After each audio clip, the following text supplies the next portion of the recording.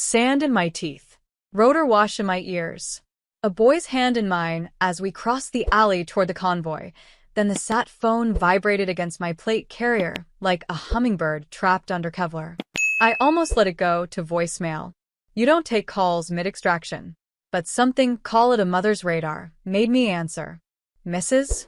The voice was raw, breathy. This is St. Francis Children's. Your daughter is in critical condition. My brain didn't process the words in order. Daughter. Critical. My tongue tasted copper. What happened?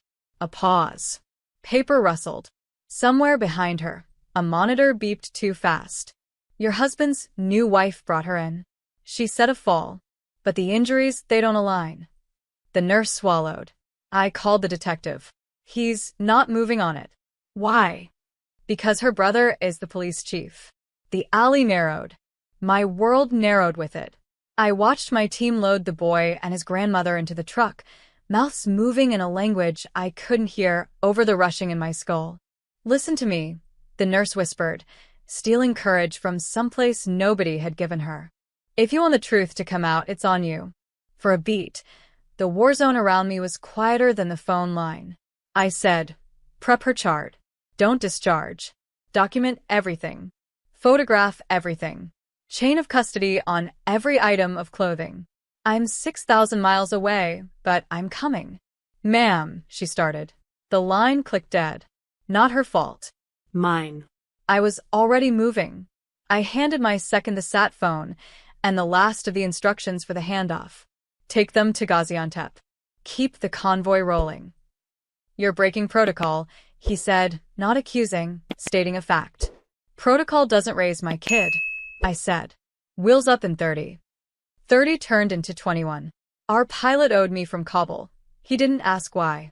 On the runway, heat shimmered off the tarmac like a mirage of all the things I'd thought were solid. As the bird clawed for altitude, I stared at the map on my lap, at the ocean between a mother and the room where her daughter lay under lights too bright for small eyes. Here's the thing about systems. They keep secrets for the people who build them. And the moment a system chose my daughter's pain as its price of silence, it made itself my enemy. What happens when the people sworn to protect become the ones who disappear a child's truth? You stop asking permission. I crossed off 3 names on a list I'd kept for years. The detective, the chief, the woman who brought my girl in with a story she couldn't sell to a nurse with a conscience. I wasn't flying home to scream. I was flying home to pull every lever they thought belonged to them. And when the plane touched down, their power would start to shrink, on camera, on paper, in court, until the only thing left of their protection was a headline about how it failed. The air hit me like a wall when the plane door opened. Humid, heavy, wrong. Not the air you want in your lungs when you know your child is breathing it from a hospital bed. My boots hit the tarmac before the stairs were fully locked. I had no suitcase, no pause, no script for pleasantries. Just one backpack with the documents I'd need to strip people of power. A black SUV waited. The driver didn't speak English, didn't need to, he knew the route. St. Francis Children's Hospital, straight through the city's sleeping arteries. Streetlights streaked across the windows, turning my reflection into something I barely recognized, hair flattened by a headset, eyes that hadn't blinked enough to cry. The nurse was waiting for me in the ER hallway. No smile, no small talk, just a slow shake of her head before she led me in. The room was too white. My daughter's skin was too pale. Machines hummed, beeped, hissed, as if her small body had been turned into a battlefield of its own. She's stable for now, the nurse whispered. But you need to see this. She pulled back the blanket. My breath locked. Dark bruises in shapes you don't get from falling. Tiny finger marks on her wrist, too small to be mine, too cruel to belong to someone who should have loved her. I touched her hair gently. Who did this to you, baby? Her eyelids fluttered, but she didn't wake. The nurse slid a sealed evidence bag onto the counter. Inside, the clothes she'd arrived in, still damp in places I didn't want to think about. I documented everything. Photos, timestamps. I also recorded my call with the detective. You recorded it? I asked, my voice sharper than I intended. She nodded. When he said, drop it, I knew you'd need proof. That was when the door opened, with without a knock. She walked in like she owned the place. The woman my husband had married while I was still learning to breathe after the divorce papers. Her perfume hit first, then her voice, syrup over poison. "You're here," she said, almost smiling. "We should talk before you do anything rash." I stood slowly, every inch of me shifting from mother to something she didn't want to meet. "No," I said, stepping closer. "We're going to talk after I make 3 calls. The first to a lawyer, the second to a journalist, and the third," I glanced toward the nurse, who gave the smallest nod, "to someone who outranks your brother." Her smile faltered. "You don't know what you're starting." I looked at my daughter. "You have no idea what I'm finishing." By the time she left the room, her perfume had already been erased by the scent of antiseptic and rage. The nurse handed me a slip of paper. 3 numbers. 3 names. "Allies," she said. "You'll need them." The first number belonged to a man whose voice could move court dates forward without permission. The second, to a journalist who had built a career exposing the kind of people who thought they were untouchable. The third was the kind of number you never store in your phone. You keep it on paper because some names can't be linked to you until it's too late for anyone to stop what's coming. I stepped into the hallway and called the journalist first. "Who's protecting her?" I asked. Silence on the other end, then a slow exhale. "I've been waiting for someone inside the family to talk," he said. "They've kept their hands clean for a decade. But I've got files, sealed police reports, hospital logs. You're the missing piece." We agreed to meet before dawn. When I returned to my daughter's room, she was still asleep, but her hand had shifted just enough for me to see the tiny hospital bracelet. Her name, her date of birth, and the word victim. It felt wrong seeing it there. She wasn't a victim. Not anymore. I left the hospital just before 4 a.m. The city was still sleeping, but I wasn't.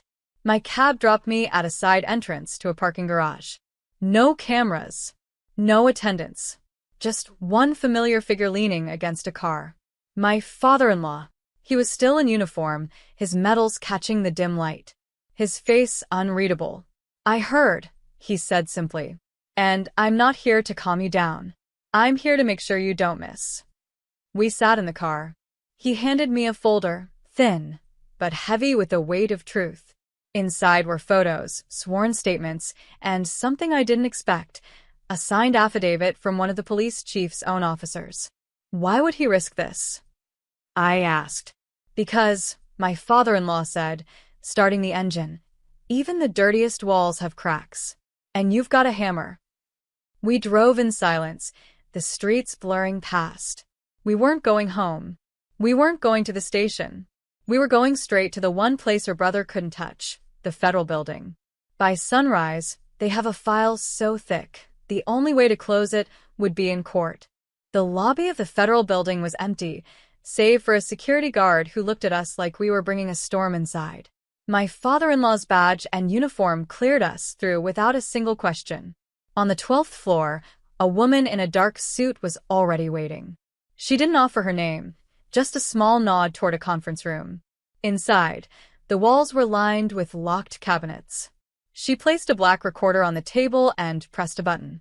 "Start from the beginning," she said. I told them everything, the phone call in Syria, the hospital, the detective who never showed, the whispered warnings about the police chief. Every word felt like it scraped something raw inside me, but I didn't stop. When I was done, the suit reached into her folder and slid a photo across the table. It was my daughter, taken months before, sitting on a playground bench. The date stamp told me exactly when. I'd been overseas. She should have been in school. "She was being watched," the woman said quietly. "This is bigger than you think. We've been building a case for years, but your testimony puts a name on what they've done. It links the chief's family to multiple cases we couldn't open without a direct witness." I leaned back, the air heavy with something between relief and fury. "So what now?" "Now," she said, "we move fast. Before they know you've spoken."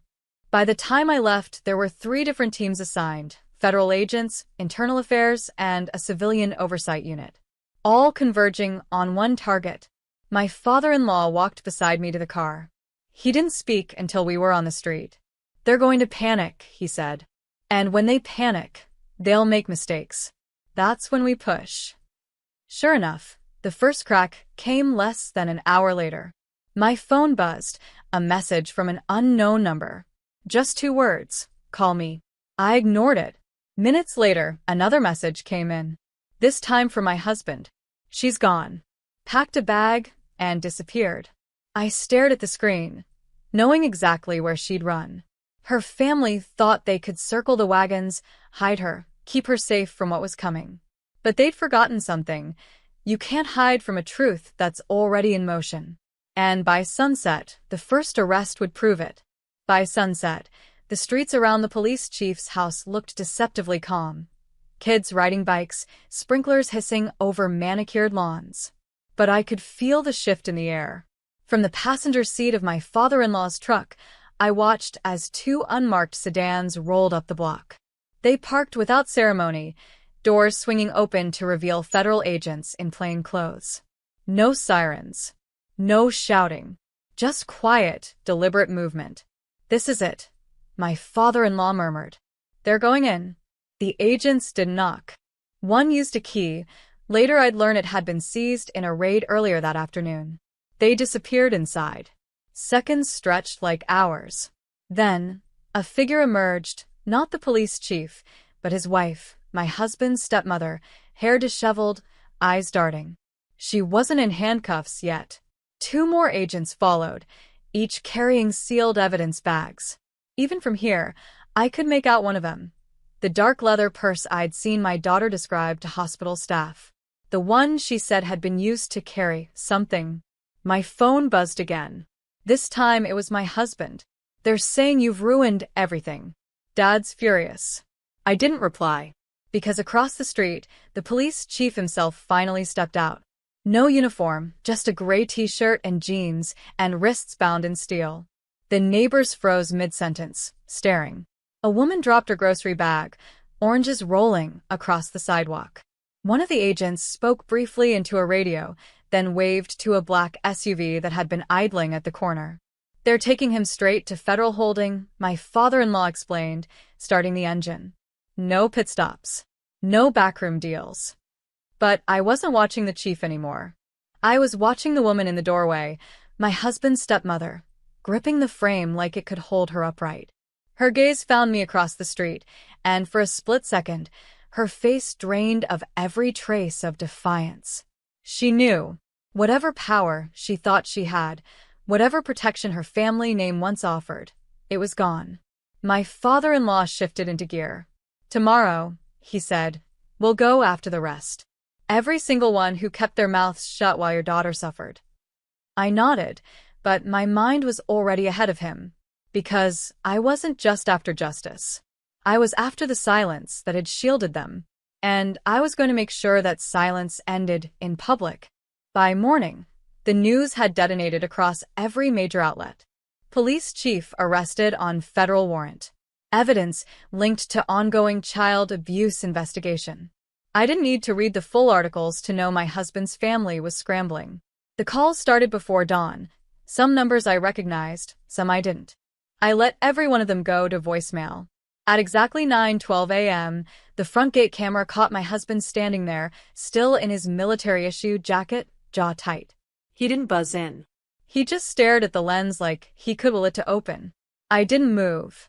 Instead, I slid the manila envelope across my kitchen table toward my father-in-law. Inside was everything I had compiled during the nights I couldn't sleep. Names, dates, recorded conversations, and sworn statements from hospital staff. Proof that my husband's stepmother had been present and complicit the night my daughter was harmed. He didn't speak. He didn't need to. He just picked up the envelope and walked out the back door toward his truck. By noon, my phone lit up again. This time, it was a news notification. A live press conference. My father-in-law stood at the podium in full uniform, reporters crowded in, cameras clicking like machine gun fire. This investigation will not end with one arrest, he said, voice steady, every syllable deliberate. No title, no badge. No family tie will protect those who harm children or protect the ones who do. The camera panned, catching my husband at the edge of the crowd, his face pale, his lips pressed in a thin line. For the first time, I saw uncertainty in his eyes. The comments section exploded in real time. Finally, someone's doing something. About time the silence broke. Who's the woman in the doorway? They didn't know yet. That part, the public naming, the shattering of every ounce of their control, that was coming. And when it did, it wouldn't just be a headline. It would be the moment the entire city realized that their untouchable little circle had just been split wide open. The following 48 hours were a blur of subpoenas, interviews, and the kind of silence that only comes before a storm. My house was under discreet surveillance now, not for my safety, but to ensure that no one tried to negotiate off-record. On the third morning, I got the call I'd been waiting for. "Ma'am, it's time." I didn't ask questions. I just put on the same plain black dress I'd worn to my mother's funeral, a dress that meant business, not grief, and drove to the courthouse. The hallway outside courtroom 4B was lined with faces I knew all too well.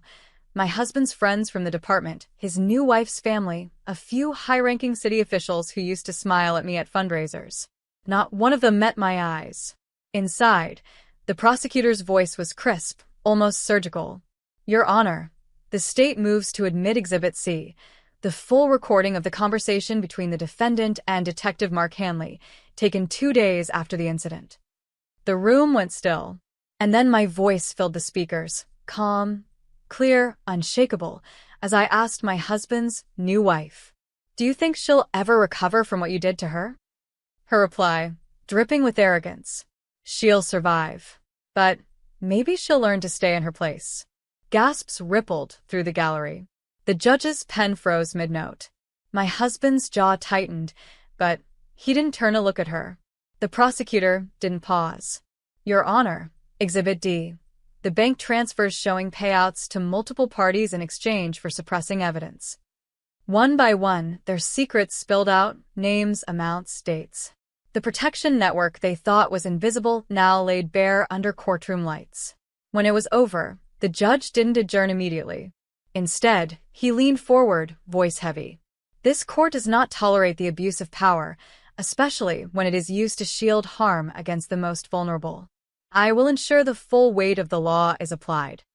I didn't look at my husband as I walked out. I didn't need to, because the next time we'd see each other, it wouldn't be in our home. It would be across from each other, with a table and the law between us. The verdict came faster than anyone expected. Guilty on all counts.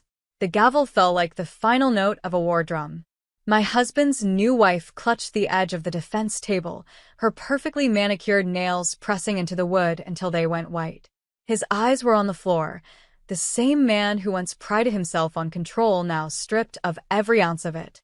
Outside, the courthouse steps were flooded with reporters, microphones stretching like spears.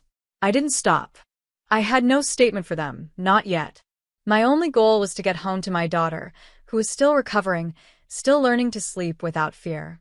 That evening, as I sat by her bedside, my phone buzzed with a message from an unknown number. I didn't know. I swear. It was from one of the officers who'd been at our house the night it happened, one who had laughed in my face when I begged for help. I typed back slowly. "You didn't want to know. And now you do." The days that followed were quiet. Not peaceful. Not yet. But a quiet that meant the storm had passed. The police chief, her brother, was forced into early retirement, his badge taken, his influence gone. The detective who refused to investigate lost his position and his pension. My husband, he would spend the next 20 years behind walls he once used to trap others. As for me, I didn't celebrate.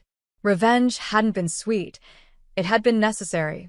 One afternoon, as I was making tea, my daughter shuffled into the kitchen, her hair messy from sleep. She leaned against me and whispered, "Mom, you kept your promise." I didn't ask which one she meant. I just held her tighter. Because in the end, this wasn't about power or winning or making them fall. It was about making sure that every door they once used to hide their crimes was locked forever. And for the first time in months, when I looked at her, I didn't see fear. I saw freedom.